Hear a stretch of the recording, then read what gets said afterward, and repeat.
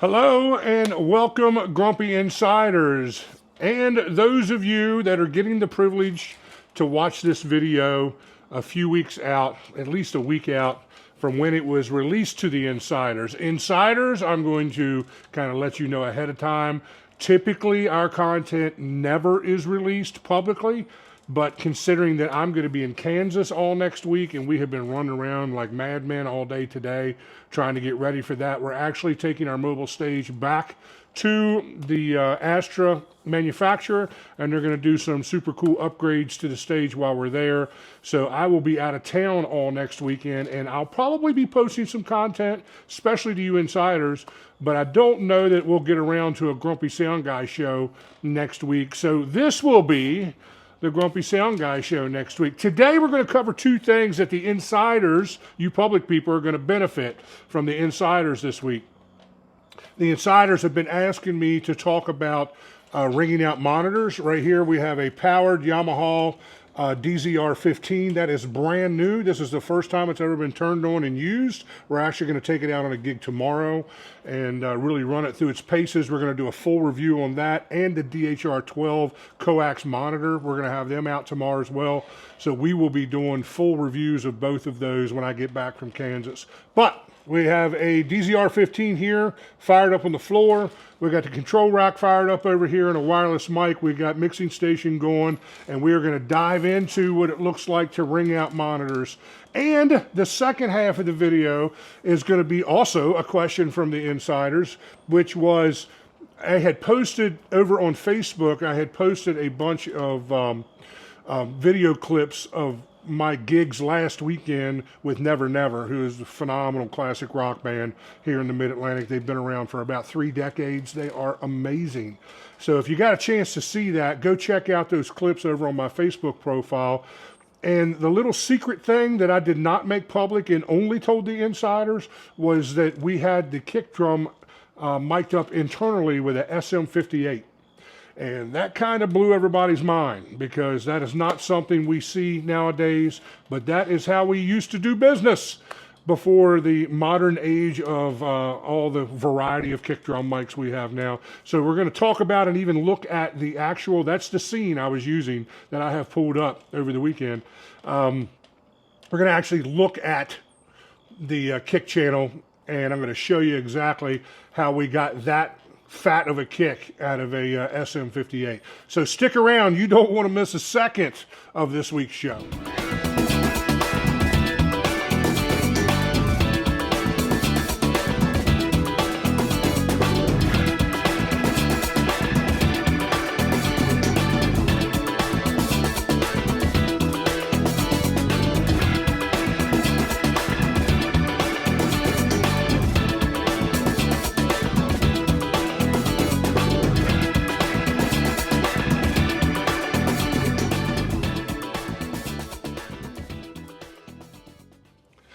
Hey guys, if I could just have a moment of your time to talk to you about this channel. 49.8% of you guys watching this right now is not subscribed to this channel. Will you please hit that subscription button? It doesn't cost anything to subscribe to the channel on the public side here. And then that gives us tools and resources and for my marketing team to be able to do what we need to do to get this content out to people who really enjoy this sort of thing. The other thing is, if you're super digging this and you'd like a deeper look into my world, then subscribe to the paid side of the YouTube channel. You can join for about the cost of a cup of coffee a month, you know, and then I do vlogs over there. I post content that never goes public, and I let you into my world. I let you into the CLP audio world, and I let you see what our day-to-day life looks like. Love you guys. Thank you for the support. And welcome back, welcome back, welcome back. So, let me say this. I always try to lay a historic foundation underneath of these conversations instead of just diving into this and kind of just giving you the nuts and bolts of it and, you know, not surrounding it with the proper wisdom and stuff that goes along with the idea of ringing out monitors. When I was coming up in this business, we didn't have RTAs like we're going to see here today. We couldn't mix with our eyes. We had to mix with our ears, and we had to develop an ear for frequency to be able to know where the feedback was coming from, to be able to go to a third octave EQ and get that out of the way. We're going to talk about also why you should be using a 31 band third octave EQ instead of just a 4 band like you see on your channels, or even a 5 band. Some of these consoles are set up with 5 band because they'll give you high and low pass, and then 4 adjustable. So I guess that's six band really, if you want to look at it. Back in the old days on analog consoles, you usually had a high pass filter that you could set, a pad on the channel, and then 4 bands of EQ with the 2 mids being sweepable. That's something that's very foreign to a lot of you young guys because you've never had to work on those kind of consoles to understand those concepts. So basically what would happen was the system I'm going to take you through here today is what we did by ear. We had a guy that would be on stage literally pointing the microphone to the monitor, making it feed back, cupping the mic, opening your mouth and holding the mic, close to your mouth. That will make it feedback as well. If you're going to do that, please sterilize the mic afterwards so that the performer doesn't have to share your face funk. We do that all the time. We sterilize mics after every gig and after anything like that. We don't take any chances. We're germaphobes. So, so we would have a guy on stage, and then you'd have a guy back at front of house, in clubs where we're still running monitors from front of house, and he would be at the monitor EQs at front of house. He'd have a rack of monitor EQs. If he had 6, wedges on stage, 6 mixes, he had 6 individual 31 band EQs, and one guy would stand on stage, point the mic toward the monitor, let it feed back, and then the front of house guy, it was his job to find that frequency and cut it. And then that got the feedback out of the way. And you did that to a point to where it didn't feed back anymore. Your monitor EQ would look really weird because it's a monitor EQ. And this is what we try to tell people that are still, insisting on wedges these days. Wedges have always been EQ'd for vocals. It just kind of is what it is, So if your guitar sounds a little weird in the wedge, there's a reason for that. Because we don't EQ them for your guitar, we EQ them for vocals. Because it's vocals that need to be reinforced on stage and get above the stage volume more than anything else. So that's kind of just something that comes with the territory and something you got to just sort of, deal with. And I get some guys that complain about that sometimes, Usually keyboard players don't complain too much, I guess because the vocals and the keyboards are kind of in that same range, and it kind of sounds the way it sounds. Many times your wedge will sound a little thin to you. You can fatten it up a little bit, but if you're in a small room and a high volume band, you're just going to end up carving it out later. Now, I'm going to go through basic gain structure to start this. I'm going to take the camera off the tripod. I'm going to get you over here. I'm going to get behind the camera, and I'm going to take you through this process one step at a time. So we're going to talk about basic gain structure and how I do gain structure. Now, there's guys that will argue with me till the cows come home that, everything needs to be at unity. Well, maybe in a perfect world it's like that. Maybe in your studio environment it can be that way. But when you're mixing monitors off the same console as you are front of house, your input gain is very crucial as to how much gain you can push to your monitors. So that's why you'll see my gain structure the way you see it. So hang on, I'm going to spin the camera around and we're going to dive into this. Okay, so I guess first things first, let's talk about gain structure. We're using a UR4D, Shure wireless setup with SE Electronics V7 capsules. There are the receivers for the Shure UR4D. We are on channel 4 right now currently. So these mics are super hot. So what you'll see, let me open this up. What you'll see is see how my gain is pretty low for the most part, but that gives me an enormous amount of gain because of the nature of the wireless that is, the wireless gain that is going on in the system itself. So I have it down like, I think I'm -3 on the receiver, and on the handheld, I might be another -3. So I'm like -6, and it's still that hot, you know, which is great because then let's go out here. Hang with me. I'm trying to do 3 things at once. We go out here, that's really about the maximum that I'm going to run those levels in volume. If I have a whisper singer, I might end up here, you know, or something like that. But I also make sure that I'm not over compressing them. I may need to release the compression a little bit in order to make those things happen. The guy, Spike, that was singing on Saturday and Sunday, that's kind of his compressor settings. These are my general go-to compression settings on all my vocal mics for an M or X32. So you're welcome to kind of look at that and do what you want to do. Even with this threshold, I think we were compressing about, I don't know, about 6 to 8 dB, you know, here. And that's about where I want to be with that. Now, if you want to look at what a wired mic, there's a wired mic. That's a V7 wired mic input gain. I typically run V7 wired mics like I would an SM58 as far as gain is concerned. But the response of the V7, I always say it gives us everything that we love about a Beta 58 without everything we hate about a Beta 58. So there's that.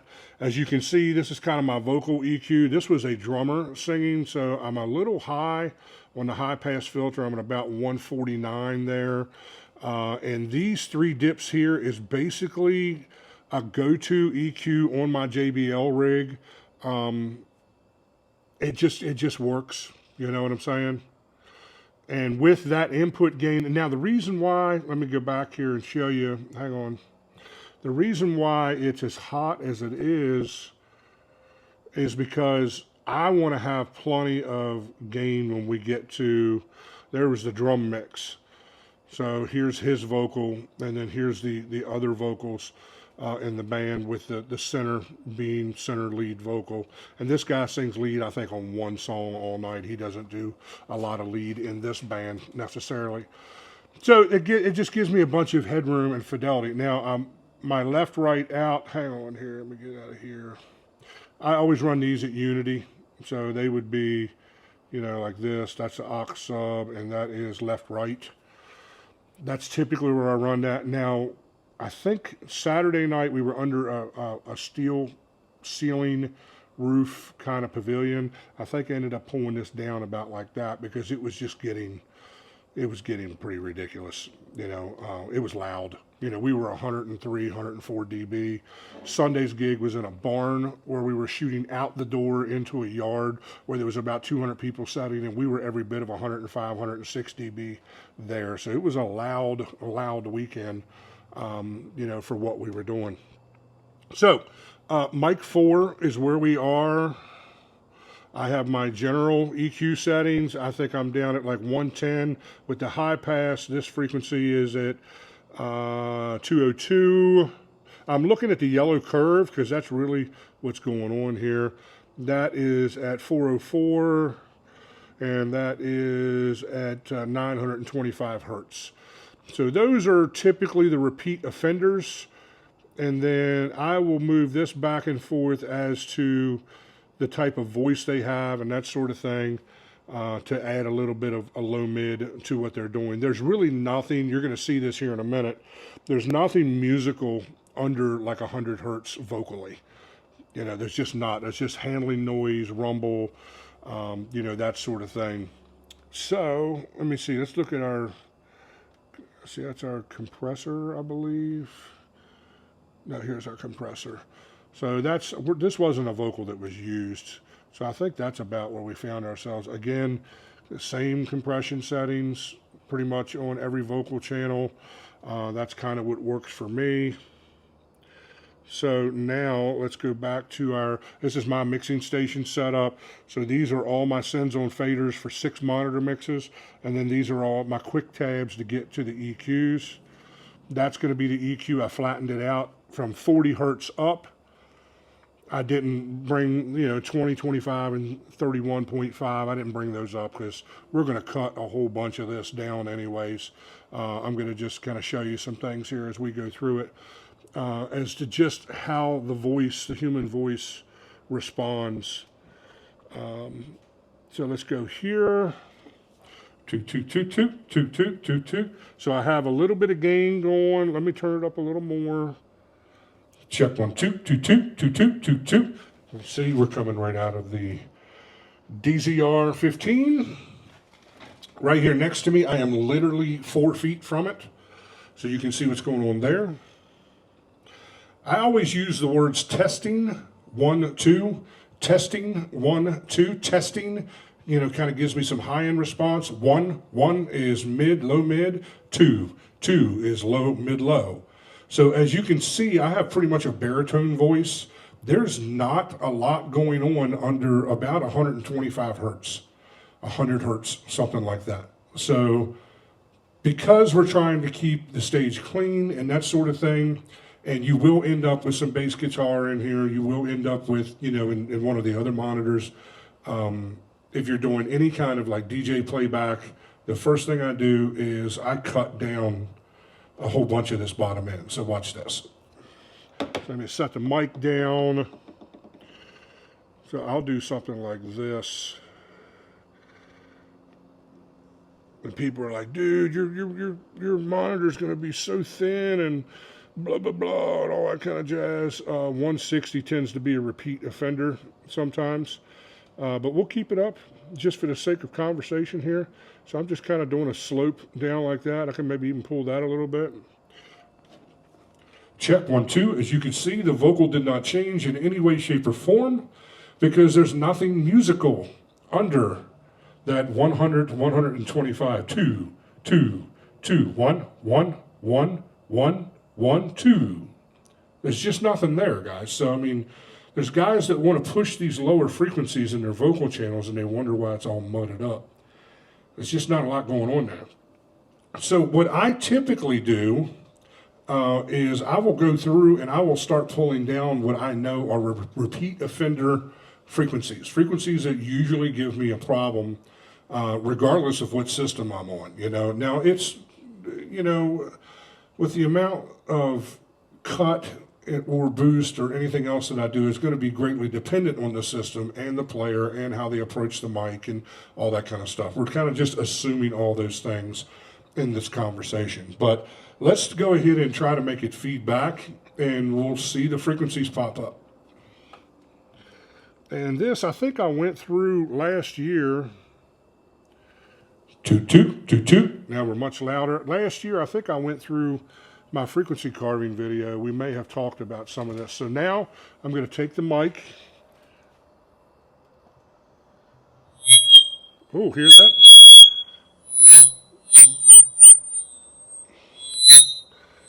So we got 4K, we got 10K. So we'll go to 4K. I usually pull 4K way down. And then 10K, we'll cut like that.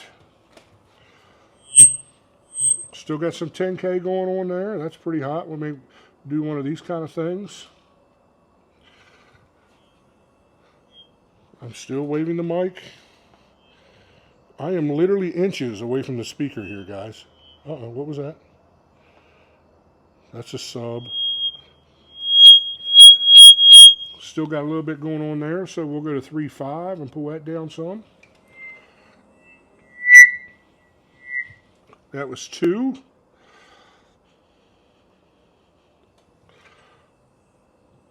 Still holding the mic. Now this is where you ask yourself, you say, well, if it's not feeding back with the mic inches away from the monitor, then it should be perfectly fine when it's, 4 feet away from the speaker in front of the singer's face. That's kind of the idea. So now that's what 2, 2, check 1, 2, testing, 1, 2, testing, 1, 1, 1, 1, testing, 1, 2. It really didn't affect the vocal that much, The vocal doesn't, sound, it really kind of sounds boomy to me. So I would probably go to like 315 and 400. I would do a little something there. Like I said, 160 is usually a repeat offender. 1.6 we didn't touch, but I'll cut that because 1.6 tends to be a repeat offender. Now let's see what it sounds like. 2, 2, check, check, test, test. That sounds nice and sharp and clean. Check, 2, 2, 2, 2, 2, 1, 1, 1, 1. Now that low mid that I cut, you may have been asking yourself, well, JR, why did you cut it? Because it wasn't feeding back while you were just talking into it. Okay, well, you have to understand our environment right now is just me by myself in my shop talking into the mic. There's not a drum set or a bass guitar on stage. Once you get the bass and the drums and the keyboard and the guitars and everything going, you will probably find that that low mid will start acting a little goofy because it'll be bleeding through the vocal mic. Specifically, when you step away from the mic and you're now not covering up the mic. You ever mix a gig where it seemed like the only time it fed back is when the guy moved the mic away from his face? It's because he was shielding the pattern of the mic with his head. You know, you'd be surprised how much truth there is to that situation. So now let's go back over here at the woofer. Uh-oh, did I hear a little something? No? I would say that is good to go. 2, 2, 2, 1, testing. Testing, 1, 2, 2, 2, 2, 2, 2, 2. It still feels kind of boomy to me. 2, 2, 2, 2, 2, 2. That tightened it up a little bit. 2, 2, 2, 2, 2, 1, 1, 1, 1. Most of what you hear out of the vocal is really from about here to about here. Everything else is presence and, you know, just the proximity effect, you know, and things like that is going on, you know, above and below the meat of the vocal itself. So that's an EQ setting that I could go and do a gig with right there. Now, throughout the night, after we did sound check, I would come back to the stage. I would do this before we started sound check to kind of get us roughed in. After sound check, if there was anything floating around, especially if they were asking for more level, because the more level they ask for, the more issues we're going to have up. Let's go some more here. Now we'll probably find that some more frequencies will feed back. 2, 2, 2, 1, 1.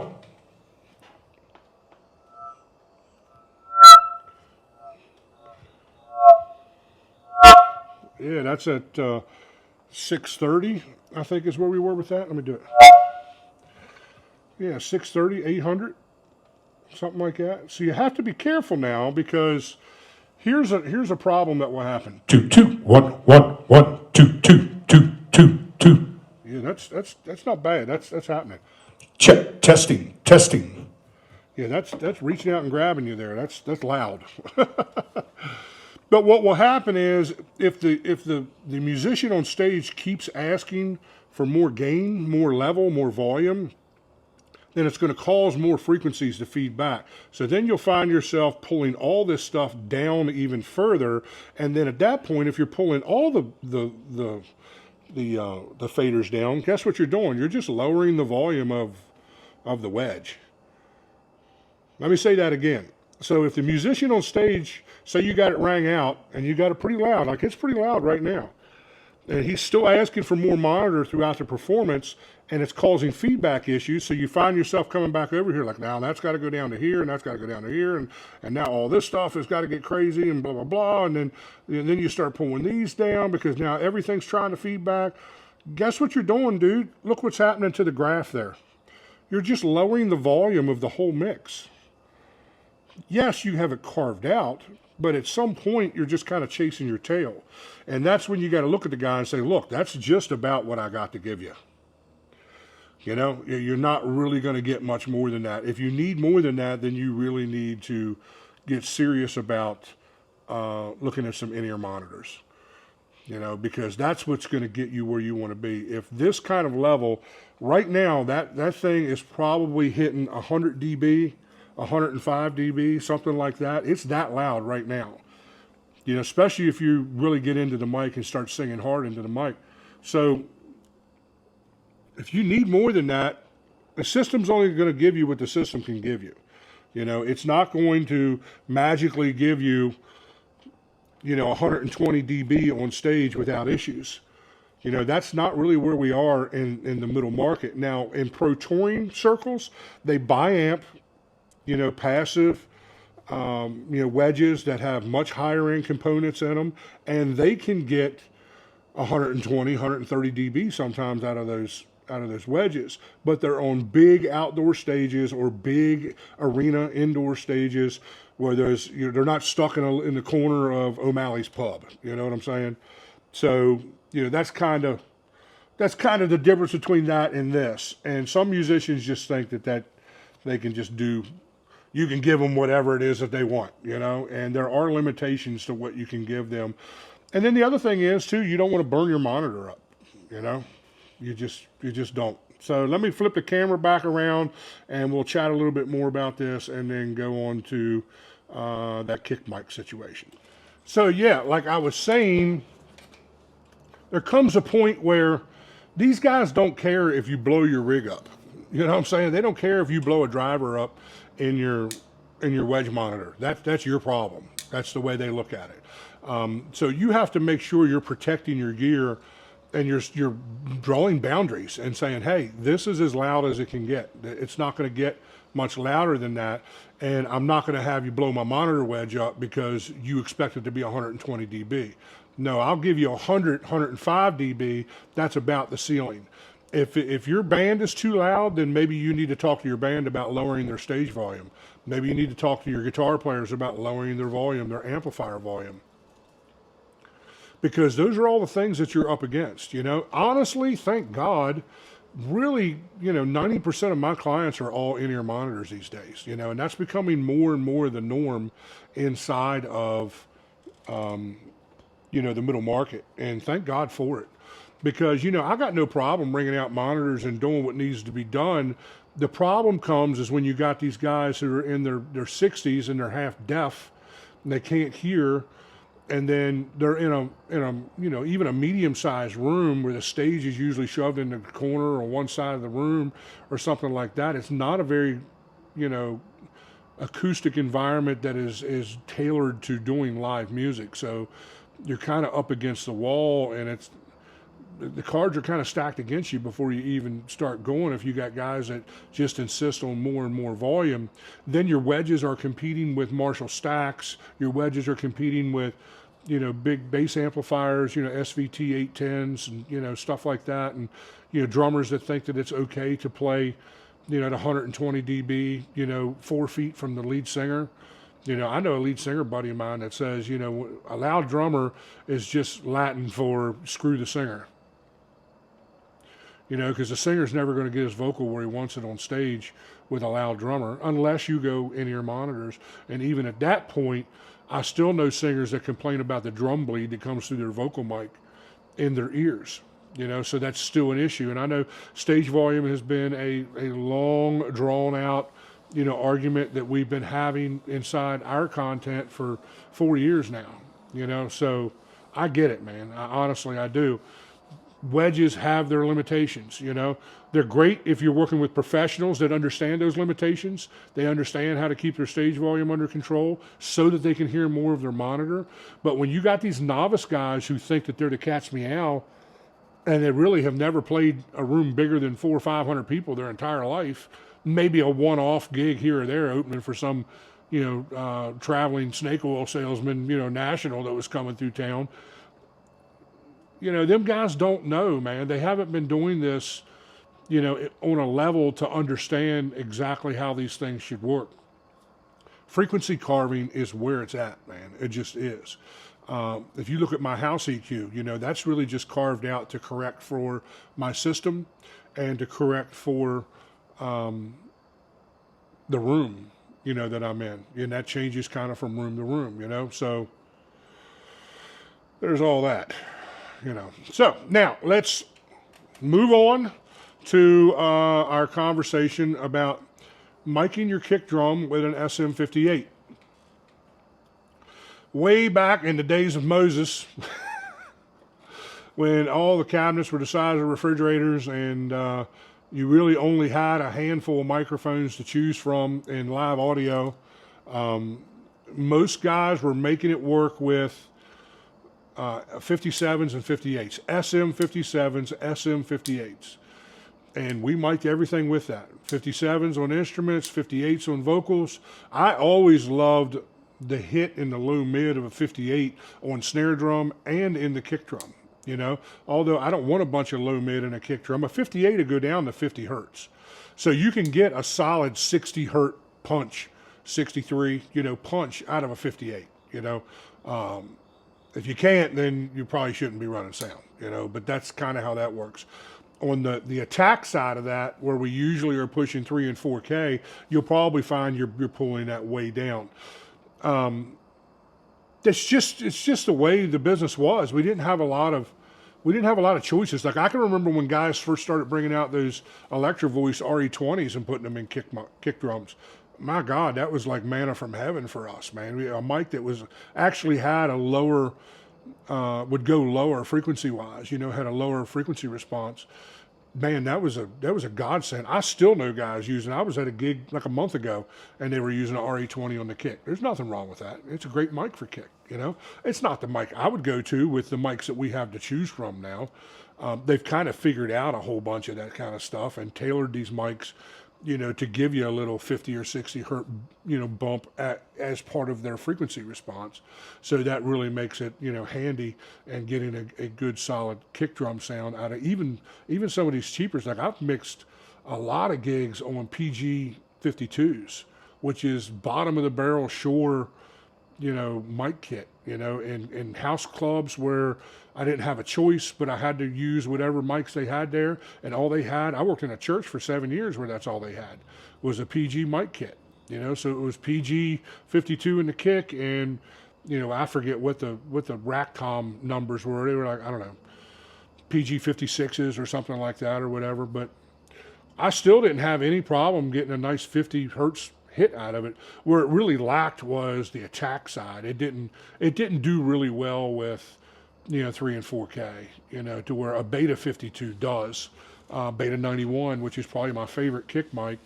The only reason you don't see me using the Beta 91 more is because not everyone has a bass drum that's conducive to putting a square boundary mic inside their kick drum.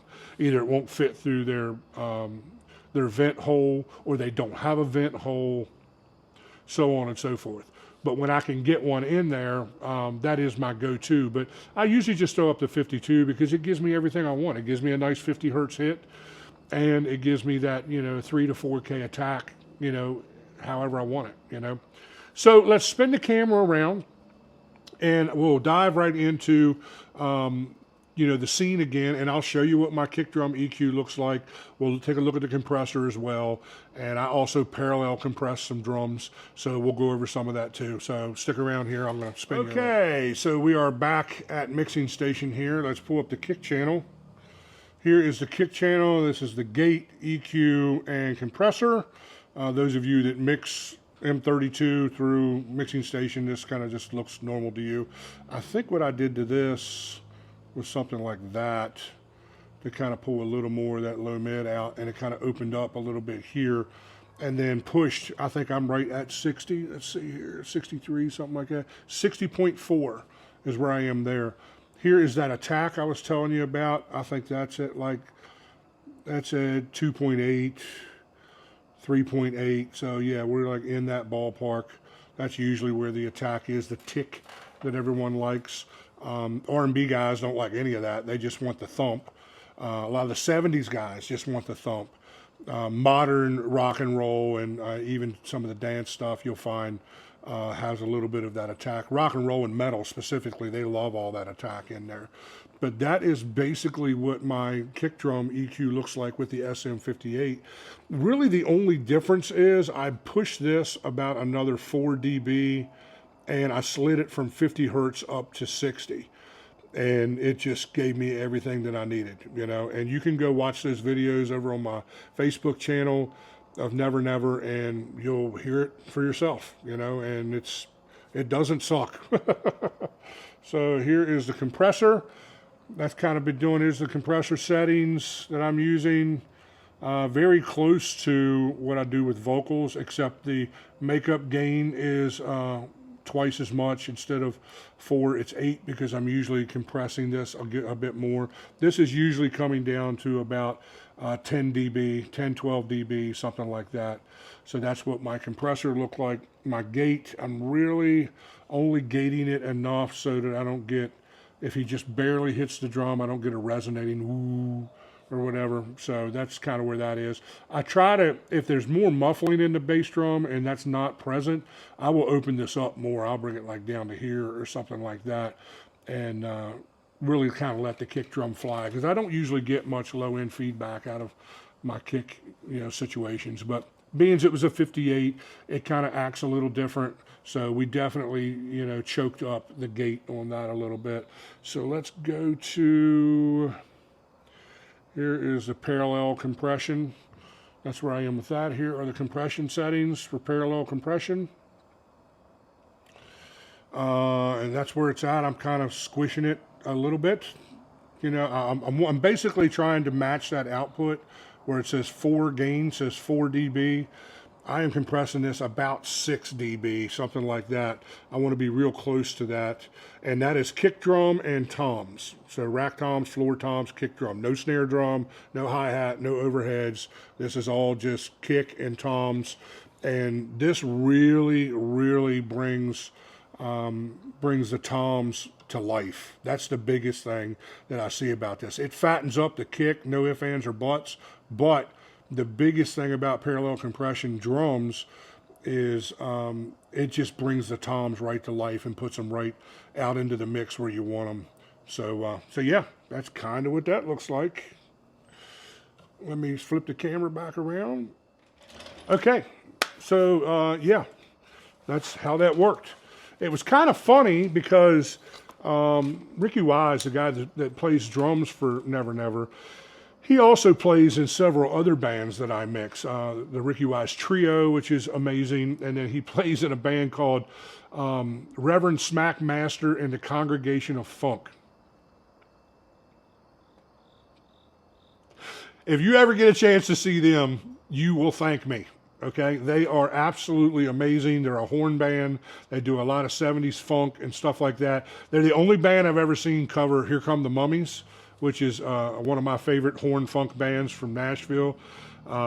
Yeah, dude, they are absolutely ridiculous. But in his other kit, I didn't realize he was using separate kits for these gigs. In his other kit, he has a D112 AKG kick mic, which I'm not a huge fan of, but it gets it done. And Ricky's always going for that 70s kick drum sound. Kind of like what you heard on the that Bruno Mars Anderson .Paak album that they did. What was it? Something Sonic or whatever. I forget. Man, I can't believe I can't remember the name of that. I love that album. They actually, use a lot of old school analog techniques in recording that. And the drums and the bass guitar and all that kind of stuff sounds like it was recorded in the 70s. Ricky likes that. He likes that. He doesn't want an overwhelming sub presence in his kick drum. He wants more of a low mid presence in his kick drum, which works great for Smackmaster and the Trio, because that's the vibe he's going through. And Never Never is more of a classic rock, just right up the middle. A lot of Led Zeppelin, and stuff like that. Up the middle of the road, classic rock band, and it needs a fatter bottom end to it. So I went to him after the first night and was like, dude, are you still in this D112? He goes, no, actually, this is just an SM58. And I was like, oh, okay, that explains a lot. So, knowing that, I definitely made a couple little tweaks to it the next night. But yeah, he's digging it. I'm like, dude, you really need to go with like a Beta 52 or a 91 or even an Audix D6. I love that mic as well. I know there's other mics out there that's getting a lot of other kick drum mics, because the kick drum mic conversation is, everybody has a completely different opinion about it. I go with the industry standard stuff that has always worked for me for decades. 91 in, 52 out, or 91 in, D6 out. I go either way. I'm cool with either of those three mics, you know. I don't have enough experience with the new Sennheiser kick mic or the SE Electronics new kick mic. That new company, Lewitt or whatever it is, they have a new mic out that has two diaphragms in it, like an in and out kind of vibe, and one mic. I used that on a gig. I was running monitors on a stadium gig, so I didn't really get to play with it out front on the Digico, but that was the first time I had used that. I really don't have a lot of experience with those things to really speak to whether I like them or I don't. I'm middle market, dude, you know. If it ain't broke, don't fix it. I have 3 mic kits. They all have Beta 52s in them, you know, and that's what we use the most. We use Beta 52s exclusively all the time. They're easy to deploy. Put them on a stand, throw it in a vent hole, or, you know, put it about that far away from the head that doesn't have a vent hole, you know, between the middle of the head and the rim. That's typically where I mic when there's no vent hole. And it just gets it done, dude. It does everything I want it to do, you know. There's other mic tricks that we could do. You know, I know guys that would put 57s on the batter head, you know, to get more of an attack from that perspective, and then put a 52 in the front. Excuse me. I know guys that will do any number of things internally. I'm trying to think. I can remember guys that when I was back in my studio days, I remember guys that would put a 57 inside and then a 52 at the vent hole, and then a RE20 on the other side opposite the vent hole, but in the same position to kind of get more resonant, you know, down that way. There's all kinds of black magic going on now. You know what I'm saying? Like, if you focus more on getting the right head on the drum and tuning the drum correctly, that will get you from point A to point B quicker than any of these other black magic, elfin cookie, Keebler elf magic stuff that you want to do. It just is what it is, you know. Guys are always looking for that special microphone or plug-in or mix technique that is going to blow their mind and turn everything around and make all their mix fantasies come true. What I usually teach is it's usually 1,000 different little tweaks that get you where you want to go. It's not any one or two big things that get you where you want to be, you know. So you got to kind of take all that into consideration, you know. I'm happy with what we do. We had a ball with the SM58. Once I realized what was going on there, you know, the next gig we did, that Sunday gig, I was just living it up. We definitely had a better kick on Sunday than we had on Saturday, because I would EQ a 58 different than I would a D112. And it didn't suck on Saturday. You know, it was the guy that threw the gig about knocked me over, telling me how wonderful it was and how great it sounded and how happy he was, and the band was super happy. And that's usually par for the course for what we do. It always kind of blows my mind, just on a personal note. I don't understand how other guys are making a living and it's not that, because I really feel like I'm just bringing really good fundamentals to the table. And I guess, unfortunately, that is not necessarily what's going on with everyone else. You know, I am finding, since I started this Grumpy Sound Guy content, specifically here on YouTube, where it's long form and it's very educational, I'm finding a lot of my competition coming and telling me how much this information has helped them. I'm just sort of kind of letting the cat out of the bag. You know, Pro Audio has always been, again, I'm just kind of on a personal sidebar here, but Pro Audio has always kind of been, every sound guy just kind of coveted his skills and his little bag of tricks like it was super secret, inside, trademark, you know, kind of information. And no one really shared anything with anyone unless you really earned the right to be in that person's world and be in that person's life. And then maybe, you know, in the truck ride home, they would kind of open up and tell you about some stuff. I kind of came into this content thing saying I'm going to pull the covers off of the information that has been hidden for so long. And that kind of has been my thing. So, let me say this. If you're not an insider, this is the kind of content insiders get. I save a lot of this really cool secret sauce kind of stuff for my paid subscribers because they are financially supporting me. If you're not a subscriber on YouTube or over on Facebook, either or, it's basically the same content, in both places. YouTube is a little harder on me when I want to post clips from gigs because all the bands I mix are cover bands. So they will hit me with copyright things and that sort of stuff, to where Facebook is a little bit more lenient over there. So there are times that they will get maybe a clip or two that you don't get over on YouTube. But on YouTube, you have the YouTube community that you can reach out and talk to me on, all that kind of stuff. That it's six one way, half a dozen the other. Whichever platform you find yourself on most is probably the platform I would join on. We've been very successful with this here on YouTube, and we just started doing subscriptions over on Facebook about a month ago, and it's already taken off. So it's all going in the right direction. But this was an insider video. The insiders got to see this a week before the public did. That's the access that they get, Think about becoming part of that, man. And the other thing is, too, is the insider community is now growing to a point to where there's guys in there who, like, legitimately know what they're talking about. It's not just me. Now I'm starting to see conversations pop up in the insider, comment sections on these videos and stuff like that, where they're kind of having their own conversation, and the information that they're sharing is spot on. It's a great place to go get, information on, gear.